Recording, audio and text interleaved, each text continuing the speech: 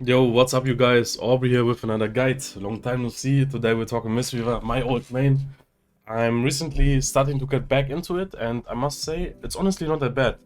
Like Mistweavers got fucked in the start of Shadowlands. Like whole of season 1 they were bad, season 2 not so good either. But you can make them work, and in this guide I will tell you exactly how. So first up, we are talking about Soulbinds and Covenants. So as it comes to Covenants, there's only one choice in my opinion. It's going to be Maldraxxus because the Flashcraft Jesus is really beneficial, but also Bone Dust Brew actually does a lot of fucking healing. So you want to throw that on your mates and then burst heal them if required. As it comes to Soulbinds, really quick, there's only really one tree that you need to know about, and it's the first tree of Plague Deviser Marilev. That's the only one you're going to play. First one is Resplendent Mist, Harm Denial, Nourishing Chi, Fortifying Ingredients, Bone Marrow Hops, and Condensed Animal Spare. And that's basically it about Soulbinds and Covenant. It's pretty simple. I just wanna keep this very simple and quick because I think what really does matter in the guide is talking about gameplay, which I will be doing later on. Okay, next up, talents and PvP talents. As it comes to talents, this is pretty much locked all the time. Mist, Rap, Cheeto, Mana Tea, Ring of Peace, Healing Elixir, Summon Jade Statue, and Focus Thunder. The only thing you can change is Song of GG for Ring of Peace. If you need a little extra CC, if you're like a setup comp, maybe you're playing Turbo and you're going on a DPS and you're the one responsible for landing that CC on the enemy healer. So what you will do is swap out Ring for Song of GG and then go for an in-cap into a Song of GG actually. And what does it? I mean, everybody knows what it does, right? It's like another disorient for 6 seconds. Yeah. So that's the only really choice you have. As it comes to PvP talents, you basically always want to play Peaceweaver. This talent is insane.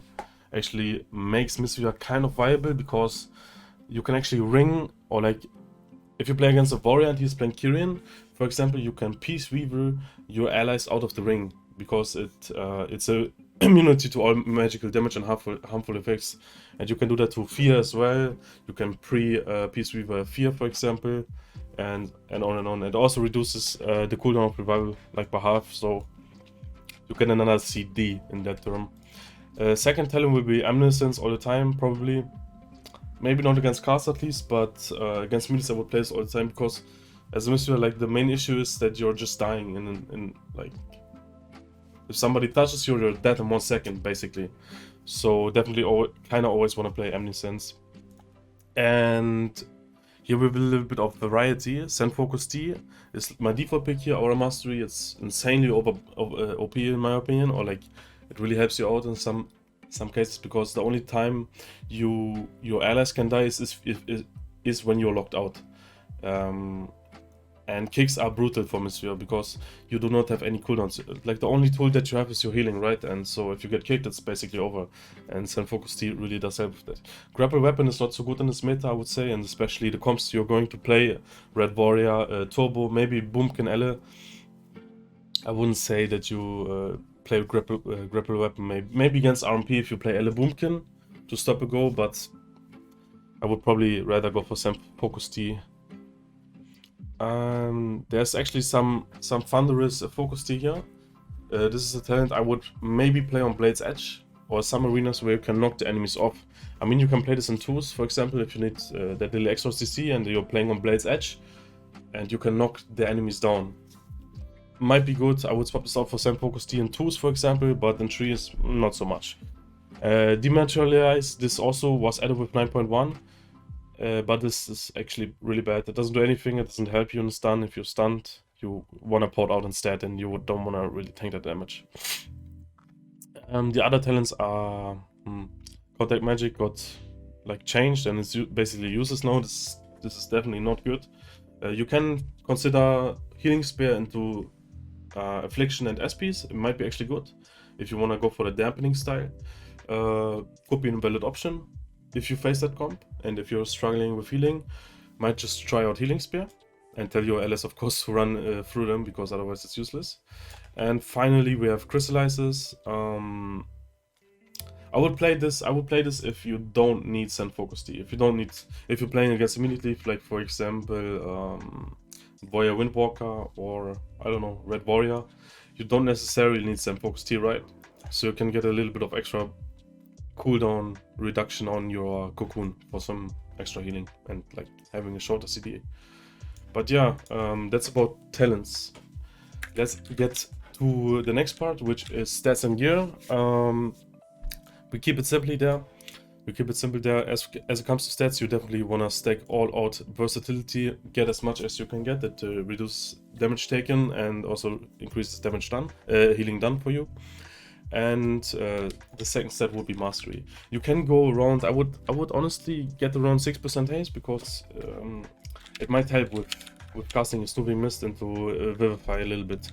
You wanna have this a little bit. Crit is basically useless, so get rid of that. That's about stats. Oh yeah, obviously don't forget about legendaries.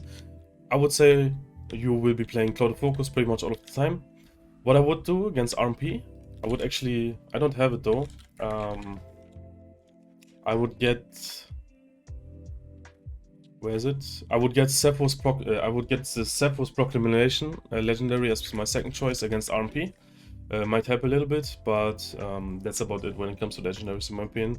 And of course, as it comes to the trinket, if you feel like you're getting swapped to and you're dying, I would always play the emblem, always play Battle Master. But if you feel like you can survive the enemy comp and you need a little bit of extra damage to finish them off, maybe against Red Warrior I would maybe play this, because the Red Warrior doesn't usually swap on you, and if they do, you have your stun port and you can run away. You should be okay.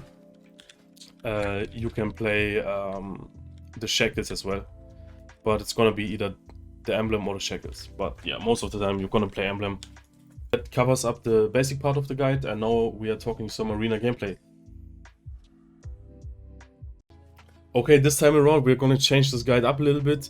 Actually, I want to show you some gameplay of one of my viewers. He just sent to me, and we're going to live critique his gameplay and see what I would say he can do better in his gameplay, because I think that's more relatable to you guys. Because if I'm gonna show you my top high rated gameplay, then it might not be as relatable as if you see some new Mistweaver and we can basically learn. I think we can learn from his mistakes. So yeah, he's playing Warrior Mistweaver against Fire Mage Stability Rogue. This is a combo you're gonna face a lot of times, and as a Mistweaver I would say you probably want to play with a Warrior or a Windwalker. So he's doing a great job with his comp choice for sure. Okay, so first up he's putting down his port there. That's pretty good in the room. And I assume he's playing stun port as well against RMP. That's what you should do at least. Okay, he did a really good part here. He's using a spinning crane kick, or like he's trying at least his luck to get the RMP out. And he actually found them. Perfect opener for them. And Warrior Bladestorm the opener as well. Great. So first mistake right here is, after he found them, he was not doing anything. He was just doing damage and spinning crane kick. You shouldn't do that. You found the enemy rogue mage. The first thing you want to do is incap the mage, stun the rogue, or whatever. Maybe if you're going on the mage, stun the mage instead and then incap the rogue. But do not just do damage and let them continue with the opener. The Warrior did good with Stormbolt there, but it's too late. Like, the mage just triggered the Stormbolt and he got the sheep on the Warrior, so they got a good opener.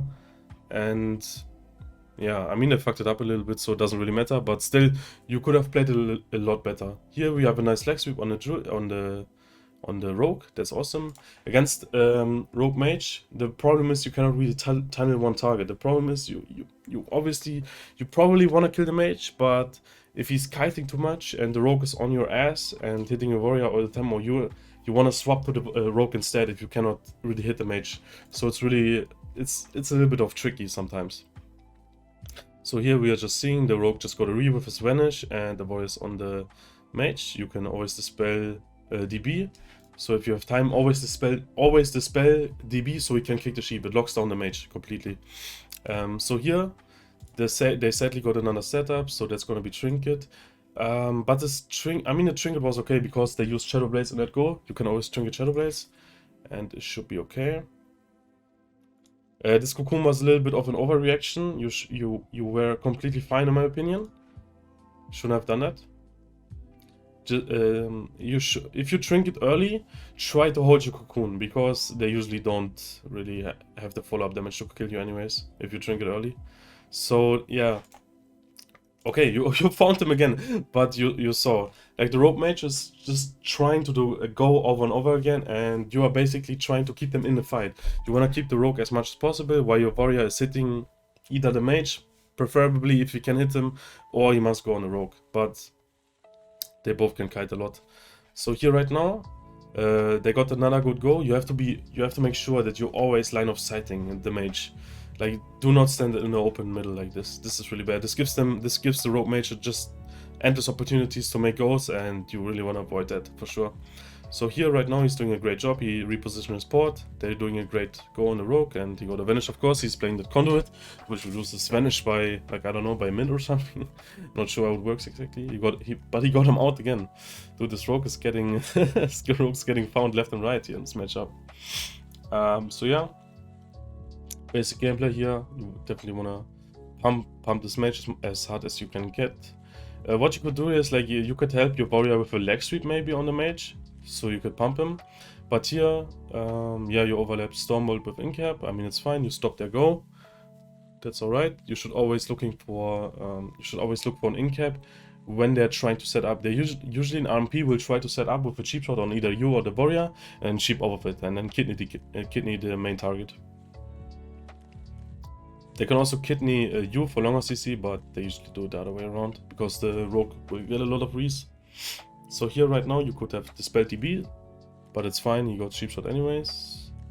The ring was a little bit unnecessary because they weren't on him and they were new. And yeah, let's replay that. Second tier, what happened there? Okay, you died. Let's see what happened. So here we have a nice leg sweep on a mage. He's probably going to trinket that. DB. Right here, what you could have done is ring the poly. Ring the poly, you could have done, and you would have stopped all the CC and their go, basically. But you got the DR kidney into the poly. And then you, yeah, I mean, this is, then you panic probably a little bit. And this, what you would have done here in this scenario is go for the dispel on the warrior. He plays with intervene, even though you should have tracked it with, this is also another thing. Always check intervene from your warrior. You would need to dispel your warrior, and he can intervene to save you, basically. But you're also playing our mastery, and I mean, you shouldn't have ringed them there because you were new. You could have also ringed yourself, and then it's just that you panicked here a little bit. He's gonna trinket you in cap, and that's gonna be GG. So yeah, there's a lot of things you can do as a Mistweaver, but the main thing is, do not panic. Even if they're new, do not panic. I know it can be a little bit hard sometimes if they are new and there's a lot of stuff going on, but try to look at the try to be calmly at the situation and look at your CDs, and especially play with your teammates, especially when you're playing with warrior or enhancement shaman. Always try to dispel them when you have the time in the go, because they will help you out a lot with intervene or the shaman with heal, for example. So you really gotta play with your mates. You're not on your own in that arena in that case. But yeah, that's it for the review of a viewer. I would say we take a look at my gameplay now. We play Turbo, Mistweaver Turbo. This is one of the best comps you can play, in my opinion. And we are playing against DH Boomy, Wrestle Shaman, one of the best comps. Actually, Lonta, funny fact, Lonta, Shams, and Houston pushed the highest ladder with this comp, so arguably better than RMP right now. You might want to give it a shot if you're playing one of these classes, and I will be definitely doing that as well anytime soon. So we can actually look at my talents here in this gameplay. As I told you in the talent section as well, this is pretty much locked all the time. PvP talents also the default ones. And yeah, we are going to face Boomy DH once again. This is going to be an interesting match. So right here, as you can see, always set up your port. Definitely don't wanna or like miss your port when they swap on you. So here, first thing they do, root beam me, and stun me at the same time. This prevents me from porting out, so pretty good go by them, and I might have to use my trinket. I actually use my trinket and my port. You should, like in that scenario, most of your Mistweavers will probably trinket cocoon, but you shouldn't have that. You should not do that. Trinket port instead. It's gonna save you that cocoon for later on. You wanna be cautious with your cocoon because that's your only CD that you're having. So here I'm just going behind the pillar. They cannot really connect to me. They pop all their CDs. So my warrior popped rally and parry, and he intervened the shaman on top, so the damage, so the DH couldn't damage him. So our strat in this gameplay, and if you're playing turbo, also like you should go on the healer in this matchup. You're not gonna kill the DH, you're not gonna kill the Boomkin. The only thing you're gonna have a chance to kill is the enemy shaman or the enemy healer, if it's the druid as well. And yeah, we just pretty much chase him down. I follow my team here. As you can see, it's also really important that you follow your team. I was across the map, even though we pushed on shaman, so you gotta make sure that you always follow your team, but always try to LOS the Boomkin so you don't eat free clones. So you can see my positioning here. I'm not giving them opening to swap on me as well, because like I said, you're pretty squishy as a Mistweaver and you wanna be cautious with your positioning. It's basically all about positioning as a Mistweaver. And yeah, just spam on some good old fair shields. That's your strength. That's like the good part about Mistweaver, your word feeling. And here's our goal. So we stunned him. I mean, that was a fast game, but yeah, you see what happened there again. Zray or my warrior went for a Stormbolt there. We popped everything. We popped Doomwinds and Ascendants, I think, and I came in for the relax sweep on the Stormbolt, so we would have, like, the thing is the shaman failed because he would need to trinket his go either way because it was Ascendants and Doomwinds, or it was Darkness, maybe Darkness or his trinket link. But what made us win there was the relax sweep, and if you can do, always go for a relax sweep. I mean, you can do it the other way around. Maybe you start with the leg sweep and your warrior is going for cross CC on the Boomkin in that case. That works too. But if you have a chance to push in and get that leg sweep and then maybe finish off the target with a touch of death, always do that. That's some of your biggest strengths, and like many players will get surprised by it as well. So you should abuse that. But yeah, they obviously use Darkness way too late.